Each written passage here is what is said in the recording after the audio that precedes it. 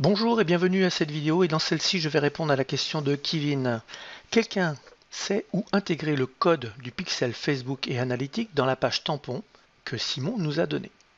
Alors quand j'ai vu cette question, j'ai été assez étonné parce que je n'ai pas fait le test, mais je me suis dit, si je retourne dans Coneo et que je vais voir au niveau de mon thème, donc je vais l'ouvrir ici, le thème, je m'aperçois que dans le JavaScript, j'ai l'information. Je me dis, logiquement, ça devrait être pris en compte. Eh bien, non, ça ne l'est pas. Alors, je suis revenu en arrière, je suis revenu sur mes pages, je me suis dit, je vais retourner dans cette partie page tampon et je vais aller intégrer celui-ci dans la partie basse où c'est marqué code JavaScript et indiquer le code. Je l'ai enregistré, j'ai testé, ça ne fonctionnait pas de nouveau. Donc, il ne sert à rien de le mettre ici et je vais vous montrer où est-ce que vous allez pouvoir l'installer. Alors, c'est valable pour le pixel et le code analytique. Vous allez devoir vous rendre dans le code source. Dans ce code source, pour trouver où se trouve l'information que vous allez avoir besoin, donc vous cliquez d'abord à l'intérieur du cadre, là où il y a le code source. Vous voyez que le curseur clignote à ce niveau-là. Importe peu là où il clignote, il pourrait très bien clignoter en haut, en bas, pas grave. Après, vous faites CTRL F ou commande F et vous allez faire un slash style et vous voyez apparaître slash style. Vous vous mettez juste derrière et vous faites entrer. Vous récupérez vos codes. Pour ma part, c'est juste le code du pixel. Je fais un copier. Je viens l'intégrer à ce niveau-là. CTRL V et j'enregistre.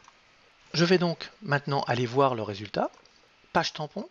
Là, je suis sur Firefox pour voir si le code est bien en place. Je fais un bouton droit, code source de la page. De nouveau un CTRL F ou un commande F si vous êtes sur Mac. Et là, je vais indiquer Facebook. Et nous voyons bien que le code est en place. Donc c'est parfait, ça fonctionne. Alors, comme je suis quelqu'un d'un petit peu pointilleux dans ce qui est de la recherche des informations, je vais faire tout simplement réouvrir. Je copie le lien de cette page, copier. Je vais ouvrir Chrome, où j'ai sur celui-ci le Facebook Pixel Helper. CTRL V. Entrer pour ouvrir la page, bien évidemment, pour voir le résultat. Donc là, il n'y a rien de modifié, mais tout est en place. Et je vois que j'ai bien Facebook Pixel qui est reconnu. Donc ça fonctionne, c'est parfait. Vous allez donc pouvoir maintenant faire ceci. Et j'ai une petite information à vous donner en plus. Vous voyez qu'ici, dans l'onglet, on voit le lien. Et on peut modifier cela.